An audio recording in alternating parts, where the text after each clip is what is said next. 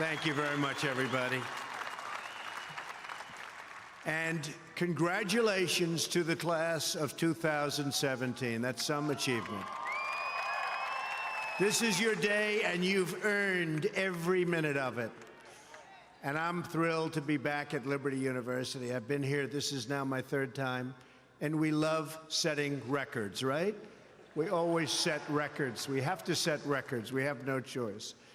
It's been a little over a year since I've spoken on your beautiful campus, and so much has changed. Right here, the class of 2017, dressed in cap and gown, graduating to a totally brilliant future.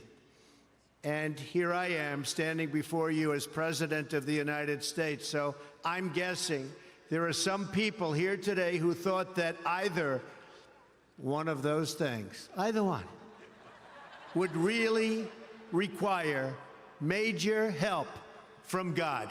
Do we agree? And we got it. But here we are celebrating together on this very joyous occasion. And there's no place in the world I'd rather be to give my first commencement address as president than here with my wonderful friends at Liberty University. And I accepted this invitation a long time ago. I said to Jerry that I'd be there. And when I say something, I mean it.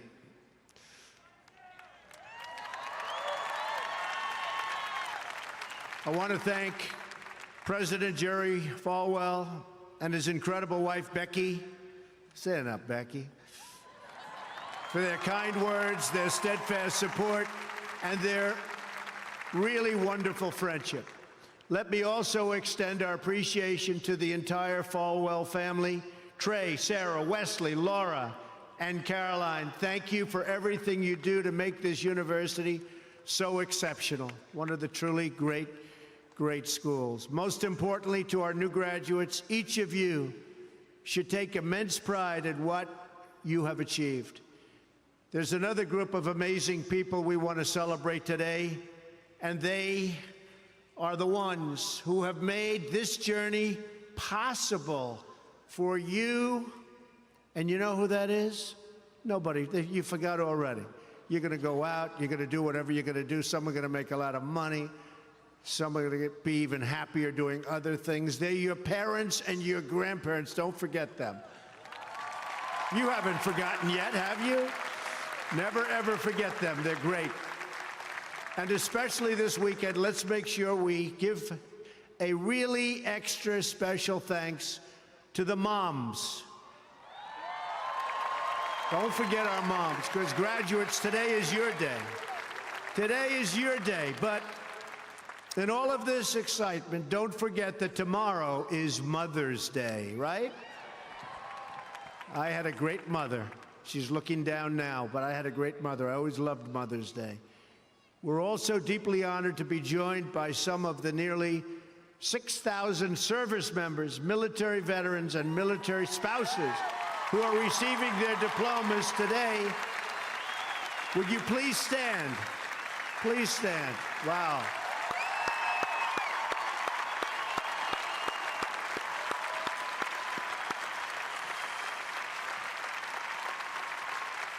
That's great. Thank you very much. Great job. We're profoundly grateful to every single one of you who sacrificed to keep us safe and to protect God's precious gift of freedom. It is truly a testament to this university and to the values that you embrace that your graduating class includes so many patriots who have served our country in uniform. Thank you very much. To the class of 2017, today you end one chapter, but you are about to begin the greatest adventure of your life. Just think for a moment of how blessed you are to be here today at this great, great university, living in this amazing country, surrounded by people who you love and care about so much. Then ask yourself, with all of those blessings and all of the blessings that you've been given, what will you give back to this country and indeed to the world? What imprint will you leave in the sands of history? What will future Americans say we did in our brief time right here on Earth? Did we take risks? Did we dare to defy expectations? Did we challenge accepted wisdom and take on established systems? I think I did, but we all did, and we're all doing it. Or did we just go along with convention, swim downstream so easily with the current, and just give in because it was the easy way, it was the traditional way, or it was the accepted way? Remember this: nothing worth doing ever, ever, ever came easy. Following your convictions means you must be willing to face criticism from those who lack the same courage to do what is right, and they know what is right, but they don't have the courage or the guts or the stamina to take it and to do it. It's called the road less traveled. I know that each of you will be a warrior for the truth, will be a warrior for our country and for your family. I know that each of you will do what is right, not what is the easy way, and that you will be true to yourself and your country and your beliefs. In my short time in Washington, I've seen firsthand how the system is broken.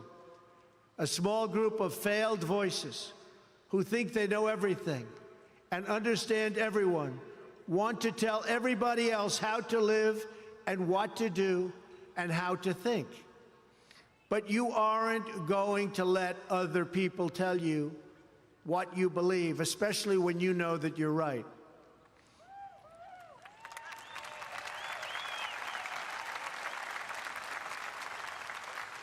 And those of you graduating here today who have given 500,000 hours of charity last year alone, unbelievable amount of work and charity, and few universities or colleges can claim anything even close. We don't need a lecture from Washington on how to lead our lives. I'm standing here looking at the next generation of American leaders. There may very well be a president or two in our midst. Anybody think they're going to be president? Raise your hand. In your hearts are inscribed the values of service, sacrifice, and devotion. Now you must go forth into the world and turn your hopes and dreams into action. America has always been the land of dreams because America is a nation of true believers. When the Pilgrims landed at Plymouth, they prayed. When the founders wrote the Declaration of Independence, they invoked our Creator 4 times. Because in America, we don't worship government, we worship God.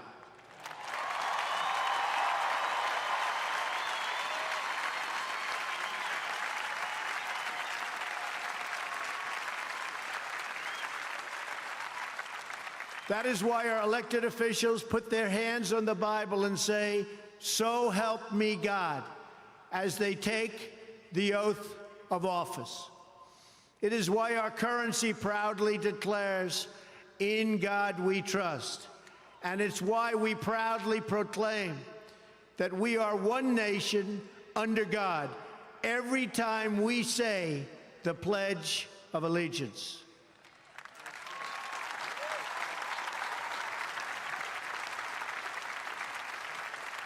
The story of America is the story of an adventure that began with deep faith big dreams and humble beginnings.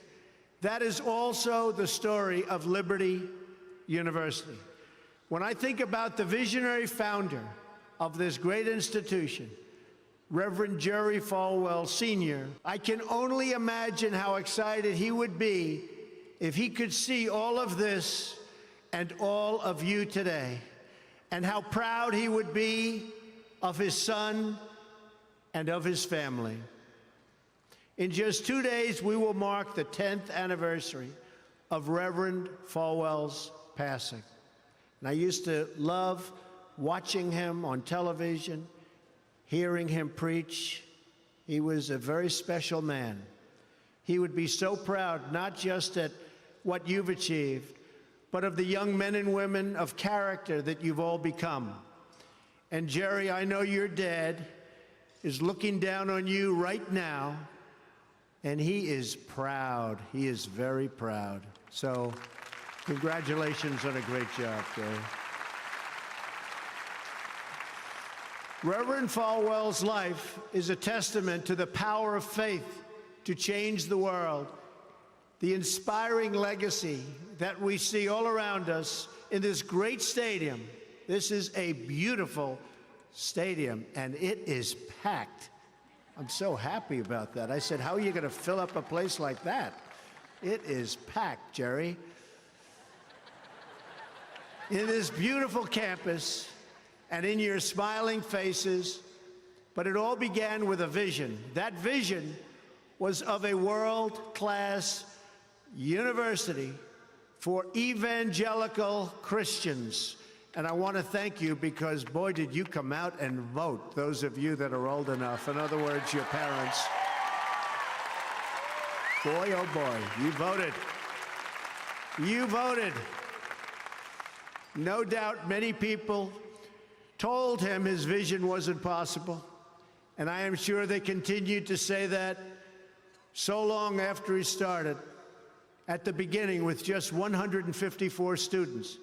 But the fact is, no one has ever achieved anything significant without a chorus of critics standing on the sidelines explaining why it can't be done. Nothing is easier or more pathetic than being a critic, because they're people that can't get the job done. But the future belongs to the dreamers, not to the critics. The future belongs to the people who follow their heart no matter what the critics say, because they truly believe in their vision. At Liberty, your leaders knew from the very beginning that a strong athletic program would help this campus grow so that this school might transform more lives. That is why a crucial part of Reverend Falwell's vision for making Liberty a world-class institution was having a world-class football team, much like the great teams of Notre Dame. Great school, great place. In fact, Vice President Mike Pence is there today, doing a fabulous job, as he always does.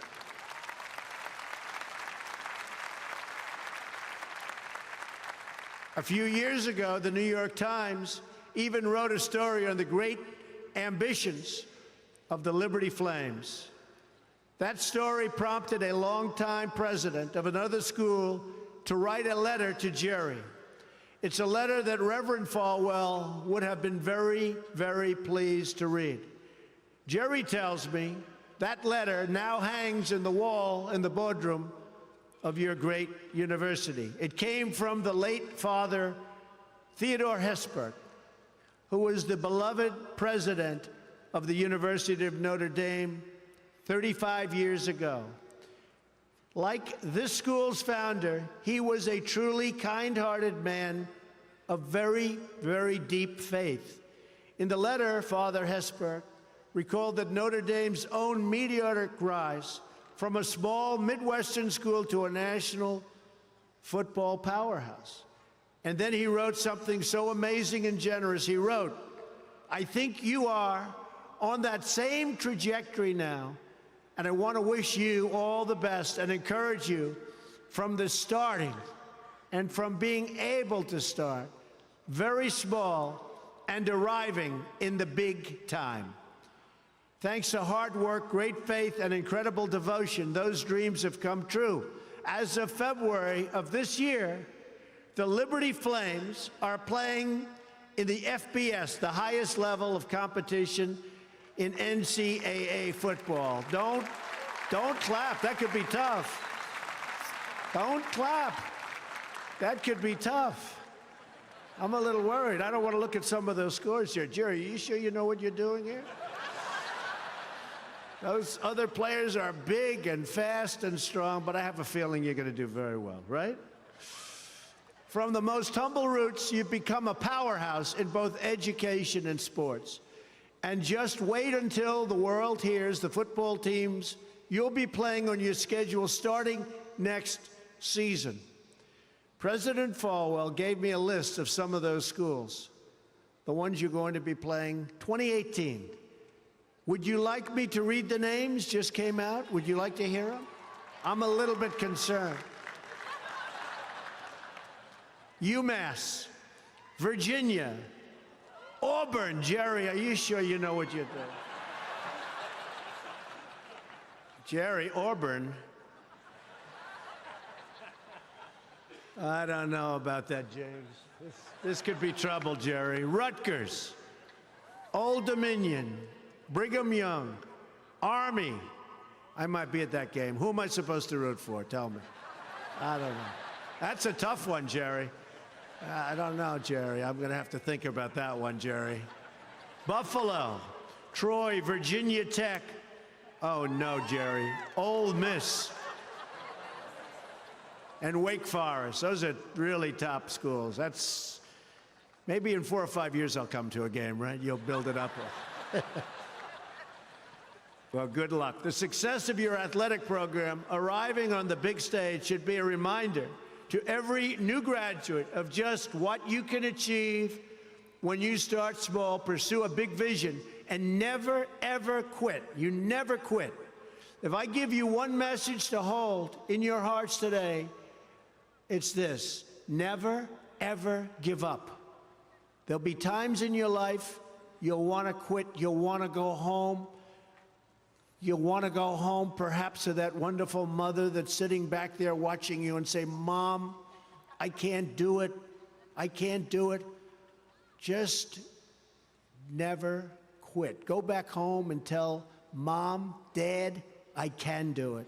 I can do it. I will do it. You're going to be successful. I've seen so many brilliant people. They gave up in life. They were totally brilliant. They were top of their class. They were the best students. They were the best of everything. They gave up.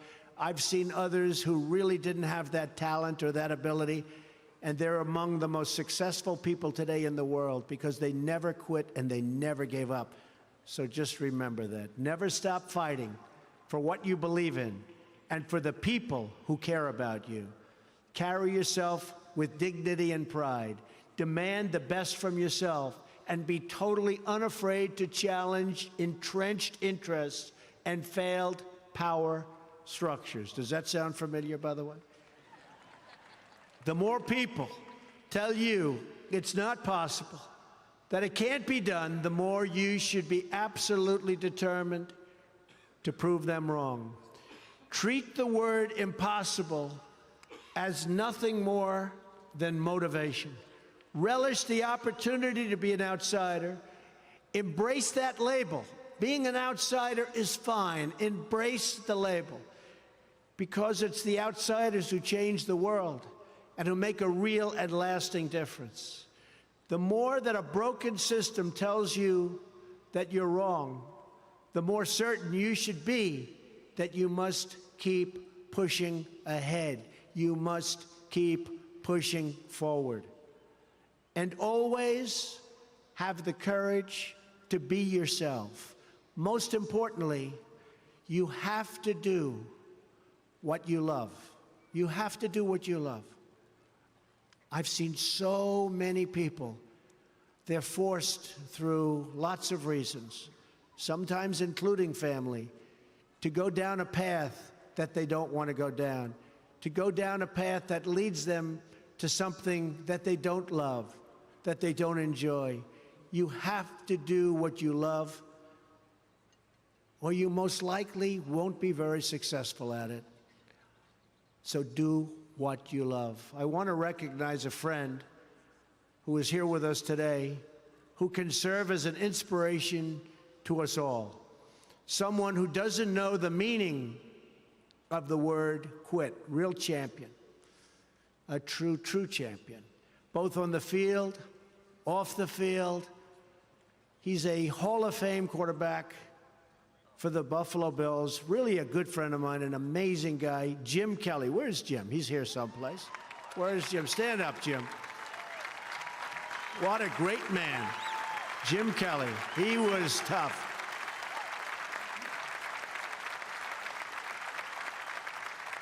Jim, do you have any idea how much money you'd be making today? They'd hit Jim, it was like tackling a linebacker. They'd hit Jim, 4 guys, 5 guys that weighed 320, and he'd just keep going down the field. He was much more than a quarterback. He had tremendous heart, and he knew how to win. Jim is tough, and his toughest fight of all was that he beat cancer not once but twice.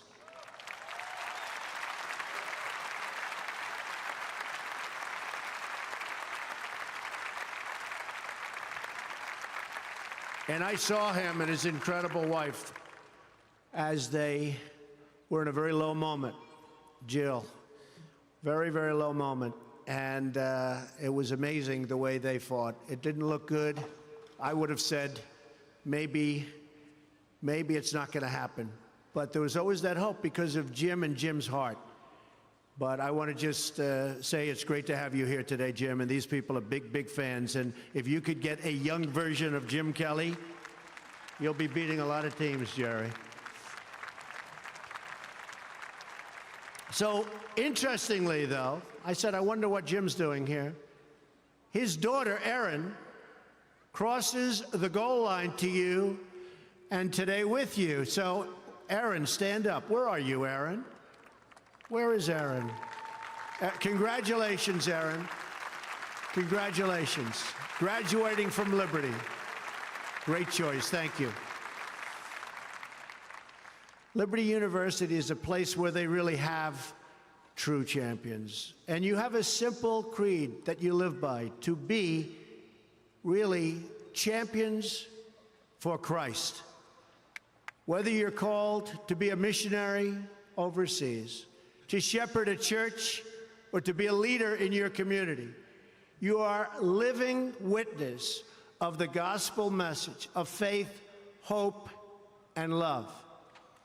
And I must tell you, I am so proud as your president to have helped you along over the past short period of time. I said I was going to do it, and Jerry, I did it. And a lot of people are very happy with what's taken place, especially last week. We did some very important signings.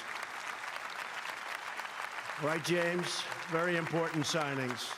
America is better when people put their faith into action. As long as I am your president, no one is ever going to stop you from practicing your faith or from preaching what's in your heart.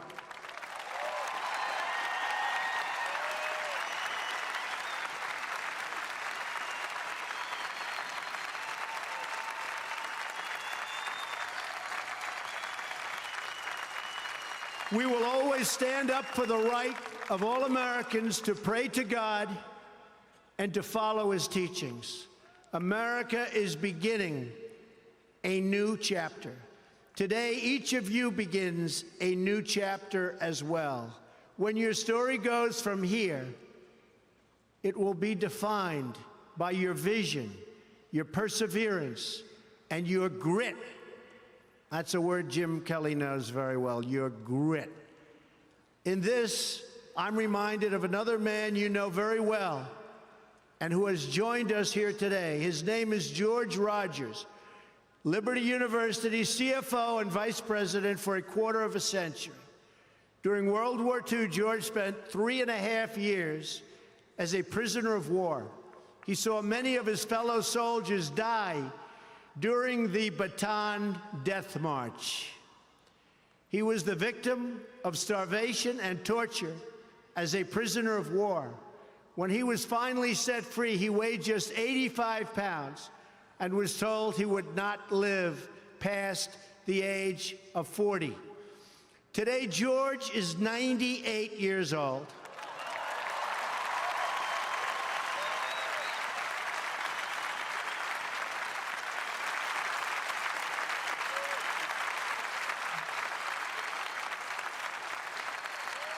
Great.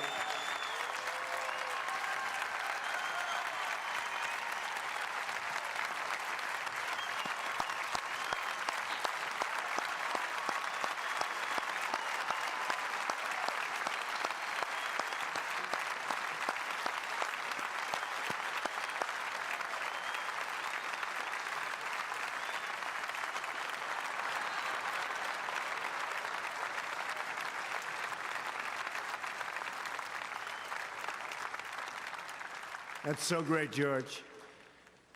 If anyone ever had reason to quit, to give in to the bitterness and anger that we all face at some point, to lose hope in God's vision for his life, it was indeed George Rogers. But that's not what he did. He stood up for his country. He stood up for his community. He stood up for his family, and he defended civilization against a tide of barbarity, the kind of barbarity we're seeing today and we've been witnessing over the last number of years. And I just want to tell you, as your president, we are doing very, very well in countering it. So you just hang in there. Things are going along very, very well. You'll be hearing a lot about it next week from our generals. Things are going along very, very well. Through it all, he kept his faith in God, even in the darkest depths of despair. Like so many others of his generation, George came home to a nation full of optimism and pride and began to live out the American dream. He started a family. He discovered God's plan for him and pursued that vision with all his might, pouring his passion into a tiny college in a place called Lynchburg, Virginia. Did you ever hear of that? Lynchburg? We love it. Do you like it? We like it, right? I flew over it a little while ago. It's amazing, actually. What started as a dream with a few good friends, he helped shepherd into the largest Christian university in the world. Just look at this amazing, soaring, growing campus, and I've been watching it grow because I've been a friend of Liberty for a long time now, Jerry. It's been a long time. Thanks in great part to George's financial stewardship. Hundreds of thousands of young hearts and souls have been enriched at Liberty and inspired by the Spirit of God.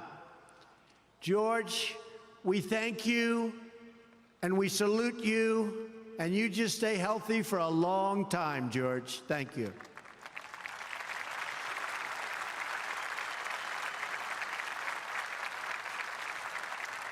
Now it falls on the shoulders of each of you here today to protect the freedom that patriots like George earned with their incredible sacrifice. Fortunately, you have been equipped with the tools from your time right here on this campus to make the right decisions and to serve God, family, and country. As you build good lives, you will also be rebuilding our nation. You'll be leaders in your communities, stewards of great institutions, and defenders of liberty. And you will be great mothers and fathers and grandmothers and grandfathers, loving friends and loving family members. You will build a future where we have the courage to chase our dreams no matter what the cynics and the doubters have to say. You will have the confidence to speak the hopes in your hearts and to express the love that stirs your souls.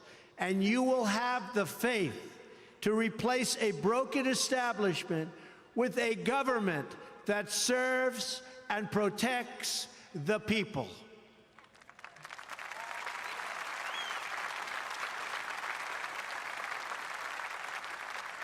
We must always remember that we share one home and one glorious destiny. Whether we are brown, black, or white, we all bleed the same red blood of patriots. We all salute the same great American flag, and we are all made by the same Almighty God. As long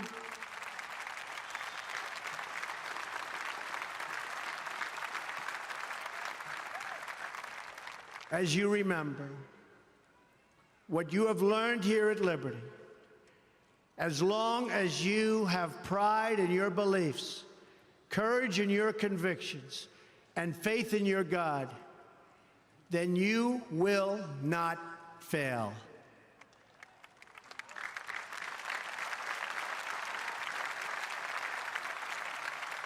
And as long as America remains true to its values, loyal to its citizens, and devoted to its Creator, then our best days are yet to come. I can promise you that.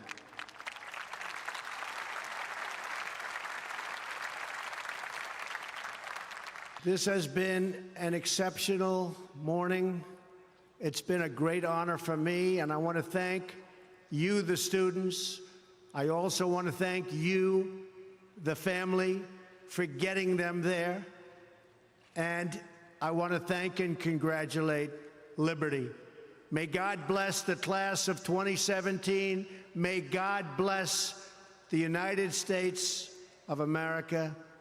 May God bless all of you here today. Thank you very much. Thank you. Thank you.